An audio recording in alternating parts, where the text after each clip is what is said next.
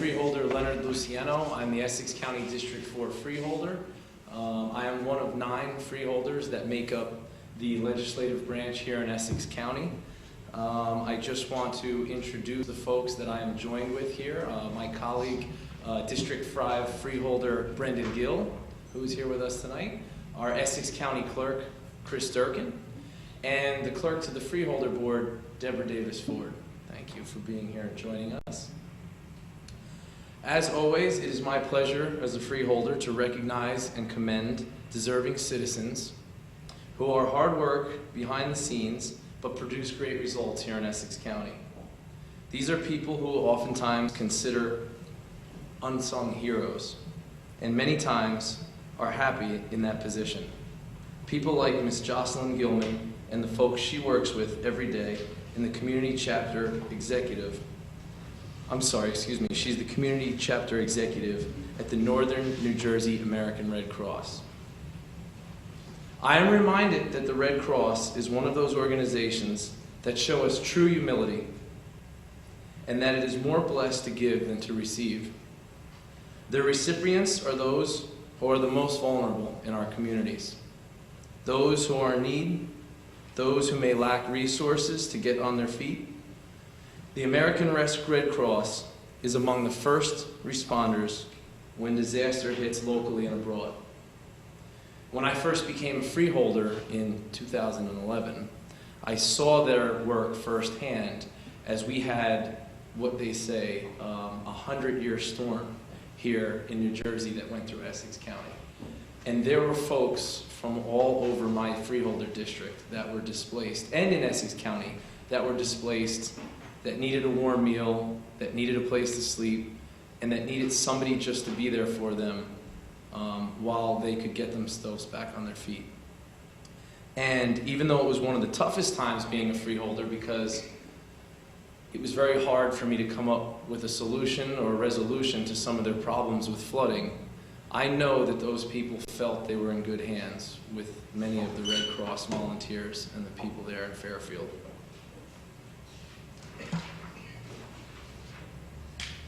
We recognize that familiar logo that is so simple but bold, that Red Cross, and we recognize it to be synonymous as the most trusted resource, a resource that provides refuge, relief, reliability, regardless of who it is in need.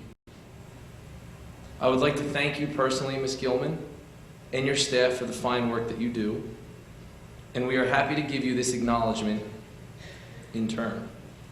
We hope that people will become more aware of the work that is being done, and more importantly, that they would get involved by donating their time, talent, funds, or all three to the American Red Cross. I'd also like to share highlights of what is written in our commendation that we're going to be presenting you in just a few minutes. The commendation reads, "On the battlefields of the Civil War, Clara Barton risked her life to aid the wounded, raise spirits, and deliver dearly needed medical supplies, and in 1881 founded the American Red Cross to carry on her legacy of compassion. Since World War II, March has been designated as National Red Cross Month by each President of the United States. March is a special time to recognize and thank the heroes who volunteer, donate blood, take life savings courses, or provide financial donations to support an organization whose mission is to help those in need. The American Red Cross of Northern New Jersey, located in Fairfield, serves a population of 3 million people in Bergen, Essex, Hudson, Passaic, and Sussex counties. It works tirelessly through employees and volunteers to help with disaster strikes and provides 24-hour support to members of the military, veterans, and their families, and provides training in CPR, aquatics, and first aid. They respond to nearly 70,000 disasters a year and provide some 400,000 services to military members, veterans, and civilians. They also collect and distribute about 40% of the nation's blood supply and train more than 7 million people in first aid and other life-saving skills every year. I had the pleasure last year of going up to the facility in Fairfield and taking a tour. I thought it was an excellent, excellent facility to have here in Essex County, run by great people. And not only do they take care of individuals who are in need, they also have courses and classes for students, which I was happy to participate in at the time when I arrived. At this time, before I call you up, Ms. Gilman, I also want to recognize those attending with you. Ms. Emma Justice and Ron Durrell. For your services, I also thank you. I would like to give my colleague, Freeholder Brendan Gill, and our elected official colleague, Essex County Clerk Chris Durkin, a chance to also come up to the microphone before we call you up and present you with your accommodations. So at this time, Brendan and Chris, would you like to join me up at the microphone?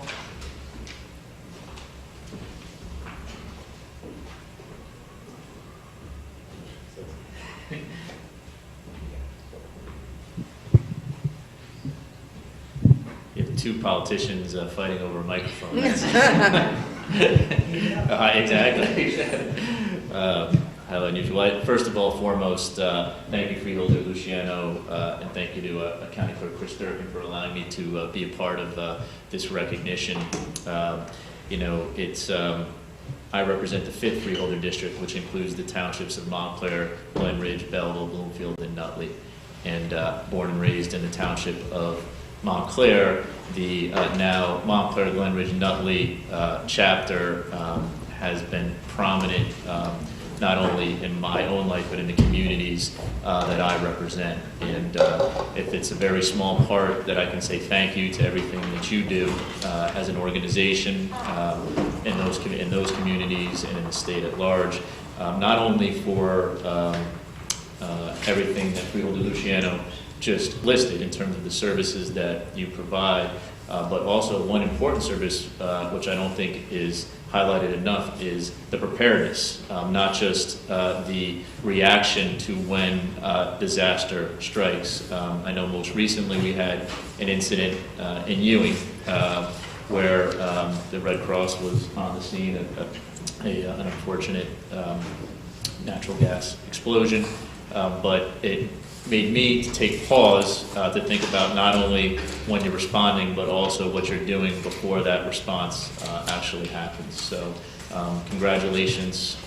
Please know that you can count on my support as long as I hold public office to help further that mission. And you know, God bless you and the work that you do. Thank you. County Clerk Chris Durkin. Chris. Thank you.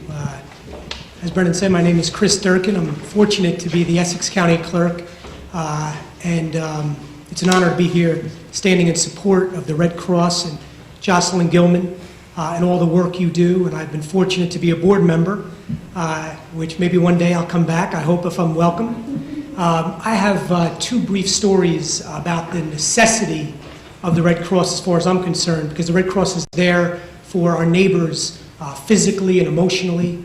One happened on September 11th, on that really disaster of a day where I was a detective in the sheriff's office, and we were dispatched to Hoboken, and the Red Cross, we met the Red Cross there, we're setting up triage, and they didn't know what to expect, what was going to disembark from the ferries, and we interacted with the Red Cross, and at night, when the people were coming off the ferry, I had the unusual situation of taking my future wife off the ferry and my future sister-in-law.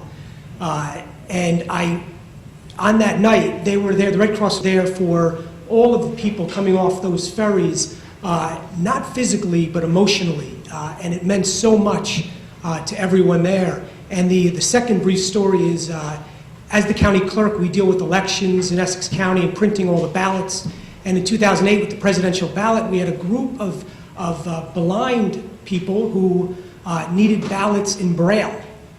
And the Red Cross provides that service. And it was pretty close to the election, and the blind community wanted to be prepared. Like everyone else, everyone gets a sample ballot in the mail a week before the election so that they're prepared. They can read not only who the candidates are, but the ballot questions, and become prepared and familiarize themselves with the election. And the blind thought that they should be, have that ability to do so, and the Red Cross, in short order, came up with ballots in Braille, and I really want to thank them for that. So, I stand with you yesterday, I stand with you today, and I'll stand with you tomorrow too. Thank you.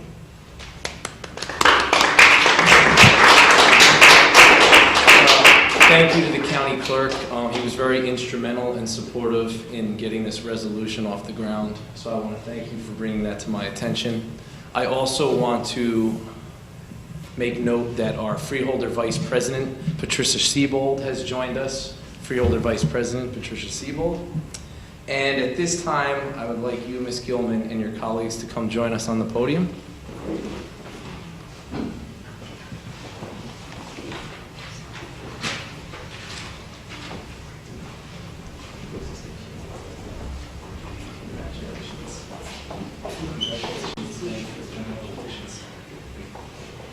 The Essex County Board of Chosen Freeholders hereby proclaims March 2014 as American Red Cross Month, and we encourage all Americans to support this organization and its noble humanitarian mission. So again, I am pleased to congratulate you and wish you and the Northern New Jersey American Red Cross continued success. Please know that we expect you to call on us if it's ever needed. So at this time, I'd like to turn the microphone over to any of you who would like to say a few words and also present you with that commendation resolution. Well, thank you, Freeholders, County Clerk, and everybody who has truly honours the organisation that we have as the Red Cross. March, as you said, was originally proclaimed in just after World War II by President Truman to be Red Cross Month. And every year there is a different theme. And this year is for our everyday heroes. And a fact that perhaps not a lot of people know about the Red Cross is that we're at nearly 94% volunteer driven. So our everyday heroes are our volunteers. So our volunteers who get out in the middle of the night, if there is a fire, which out of the 70,000 plus disasters that we tend to during the year, fires unfortunately are one of the major disasters that we have to help individuals and victims. And bear in mind that is a possible preventable disaster. So again, as you rightly said, in preparing and preparedness and really educating ourselves on how we can really help and prevent house fires. Our other heroes, we provide nearly 50% of the nation's blood supply. Again, those that help run our blood drives and donate blood truly make a huge difference. Every single pint saves 3 lives. That how many lives we save every minute, every 2 seconds, somebody needs a blood transfusion. So it truly is quite amazing, again, our everyday heroes. People that take courses, CPR courses, babysitting courses, lifeguard courses, that's so important.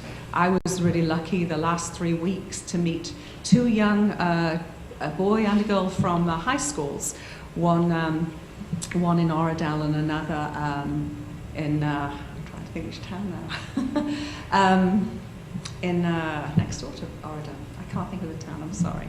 But they had just taken CPR classes and their teachers choked. One teacher choked and the boy actually immediately ran up to her and saved her life. 30 years earlier, she had taken a CPR course and the next day her daughter was choking and she too saved her daughter's life. The other young lady was actually working in a gym as a part-time job, and a gentleman of 77 got on one of the machines and collapsed, and she too performed CPR. And he is doing great and back at the gym. So again, preparedness and having that knowledge is so important. And with our community programs, like you're saying, with Braille, and you may wonder why we do Braille, that goes back to our military roots. When soldiers came home in World War I blinded by mustard gas, the American Red Cross stepped up and had a number of Braille volunteer centres throughout the country to produce Braille books. And we now actually produce Braille for kindergarten through high school children here in New Jersey. Any books that they need, we will provide them in partnership with the New Jersey Commission for the Blind. So we have many, many heroes, and I have two of them with me today, but truly it's an incredible organisation. And also the people that donate to us is just amazing, and I want to say thank you. And again, thank you for honouring us.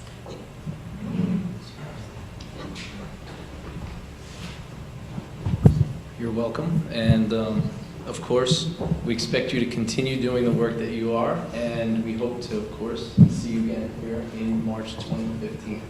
At this time, Freeholders, would you like to join us? Both.